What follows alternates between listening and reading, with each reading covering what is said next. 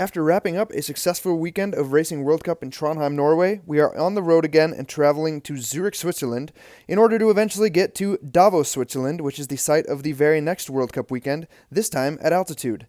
We landed in Zurich, feeling pretty good, mask on, of course, to try to avoid sickness, more on that later, and here we are in the beautiful mountains with my friend Gus.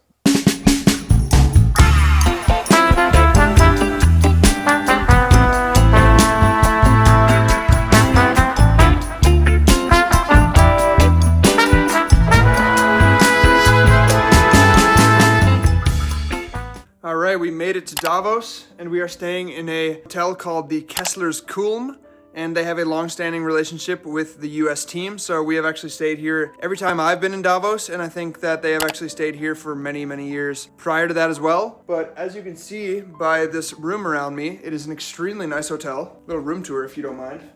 Toilet, shower, walk-in, day bed 1, bed, day bed 2, walk-in closet, Jack and Jill sinks, and a full body mirror. And then outside, we actually can't see shit. I really like Davos. I love the mountains, and it helps when you're staying in an absolutely beautiful hotel like this one. Dude, I did not realize how nice day beds are. I mean, what a concept. Normally, I want to lay in bed during the day between workouts, but I don't like to sit on my computer or phone in bed because I feel like then when I'm sleeping, my brain kind of thinks it's phone time. But on the day bed, I can surf the net to my heart's content, do it in style and in comfort. Look at this. 10 out of 10, would recommend. I'm gonna get one when I'm older.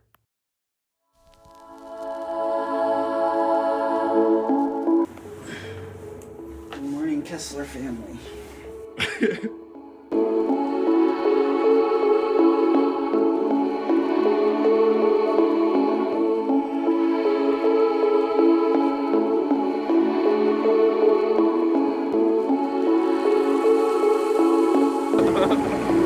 Let's go.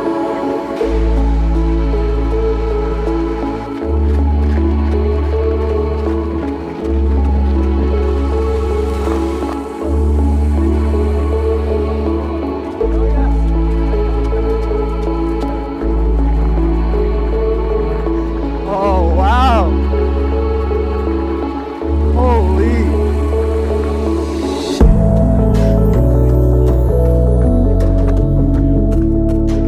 You gonna jump in?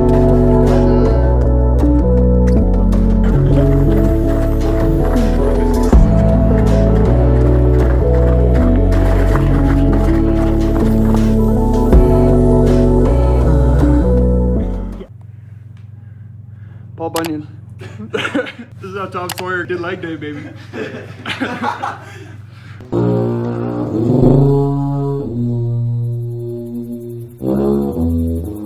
Alright, you guys, something else I want to show off is that in Switzerland and Italy, I would say Central Europe in general, all the hotels have spas, and they take the spas super seriously. So they have like saunas, steam rooms, jacuzzis, and right now I am in the spa of our hotel, and I wanted to show you around a little bit, but I have to be careful because I don't want to accidentally record anybody naked without their consent, or with their consent, frankly, because it's YouTube. But I'm going to show you.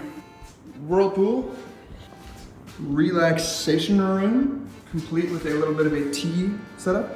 This is a steam room, steamy. And then through this very cool hallway,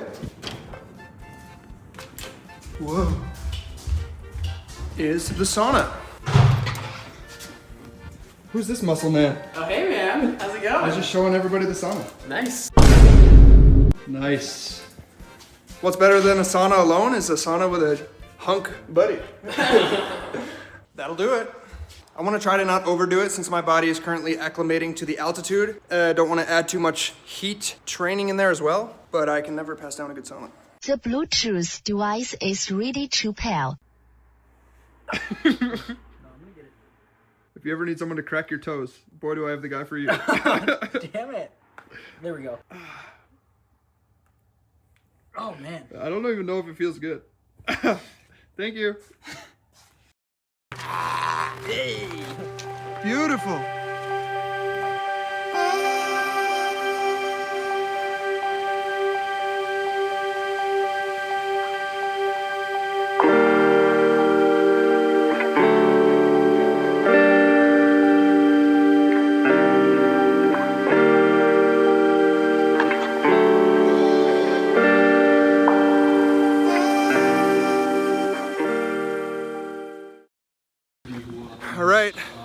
in the finish/start area. About to hit some skate L3. Only probably like 20 minutes total time because we're at altitude. But got the Oakley Meadows, so I'm gonna try to do some recording. And another beautiful day in Davos. Today's competitors. Yeah. All right.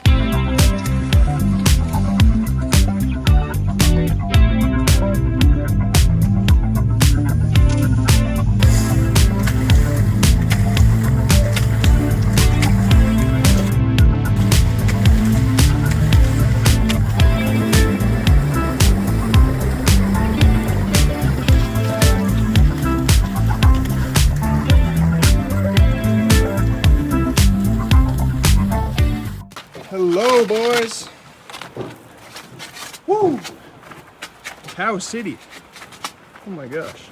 These are the infamous Davos cows. Always friendly. Oh my gosh. Life is pretty good in the relaxation room. Whoa. Day 3 at altitude, and it is hitting me really hard today. Felt pretty bad on my intervals, honestly. So I'm hoping that by Saturday and Sunday I feel better, but this is typically how it goes with altitude.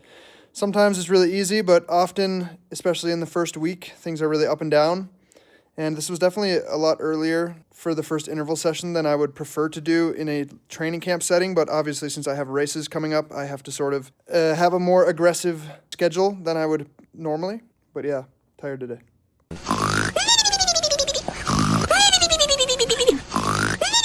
Look at this hot tub.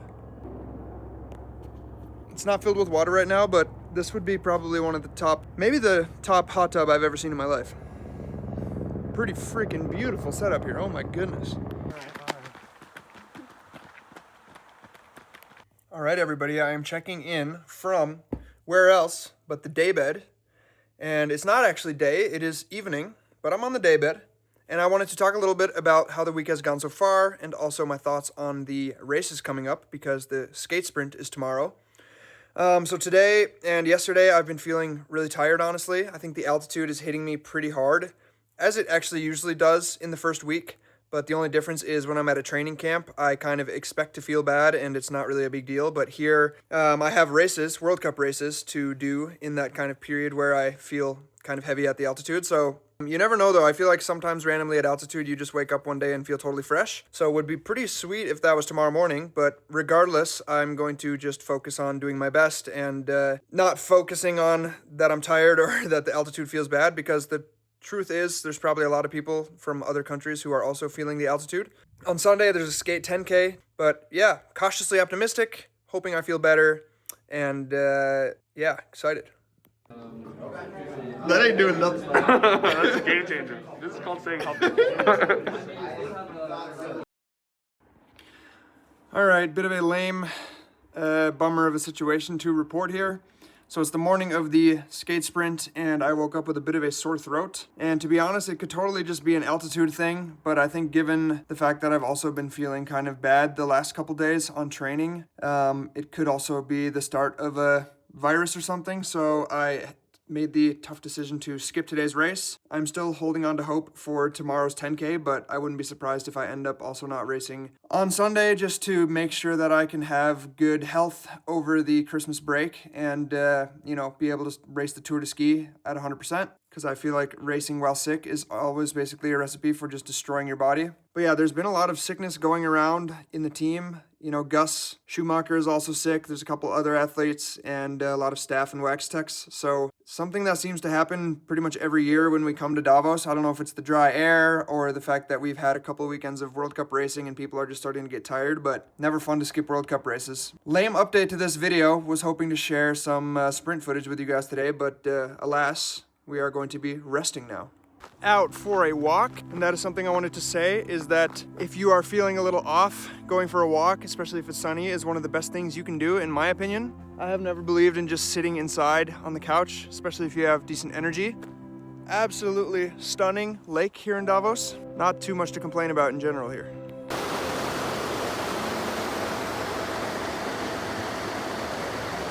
I've had a lot of times in the past when I was younger and perhaps a bit less experienced where I raced through sickness and then ended up getting super sick and being, you know, on the wrong side of health for like 3 weeks. And that can really mess up your season. Whereas feeling a little bit off and missing 1, maybe 2 races, but being able to just pick up where you left off a week later or a few days later is just such a better decision to make, in my opinion. And I think it's those kind of decisions that separate a lot of the best skiers from the ones who are really inconsistent, is being able to just face reality and make the long-term best decision. On a slightly separate note, these massive construction cranes that you see here, do they not just kind of spawn out of nowhere? Because you see these things everywhere, especially in Europe, and I've literally never seen one on the road being transported. I've never seen one getting built. So I'm just starting to wonder, how the heck do they actually end up popping up everywhere? I think it's one of those unexplainable things of our universe. We got the sick boys here, feeling really sorry for ourselves. I mean, just look at how miserable our life is right now. In all seriousness, it is pretty lame. But these are 2 guys sitting right here who know that it is dumb to race through illness. Right now we're tanning, and also this is Ben Ogden's porch, and I wanted to show you the massive mess he made while he was whittling his secret Santa gift. Bruh. The adventures of Zach and Gus continue. Sunday morning, no race for either of us, but we are sitting out in the Davos sun enjoying a fine pastry from a local bakery coffee shop here. And you know, obviously we're bummed not to race, but we are making the most of it. When life gives you lemons, right? Also went to a sports store and picked up an impulse purchase, carbo loader. You know, I hear carbs are a good thing, especially when you're racing a lot, so I figured a loader, that's a must buy. Wow. That is crazy. Great minds think alike. You were convinced? I was convinced by Zach Ketterson himself. Zach Ketterson vlogs. I can be very persuasive, especially when it comes to carbo loading. Zoinks. All right, I am checking out from the inside of a infrared sauna. This has obviously been a bit of a disappointing week, but now that period 1 of World Cup is over, I can summarize by saying that overall, this has been a very successful period for me, and probably my best period of World Cup ever. At one point, I was as high as 9th in the overall World Cup, and I got to spend 2 of the 3 weekends in the seated group for distance skiing. Validating feeling that the training has been working. But the next plan is to race the Tour de Ski, which starts in 2 weeks from today. Yeah, obviously I need to get healthy 100% because there's still a little bit of lingering illness in the body, and you do not want to be starting a tour still a little bit sick. So of course I'd like to train a lot during this period because this is one of the rare breaks from racing where you can actually get in some volume training and stuff like that. But make sure you subscribe if you don't want to miss the Christmas break. And yeah, thanks for watching. Subscribe. Come back.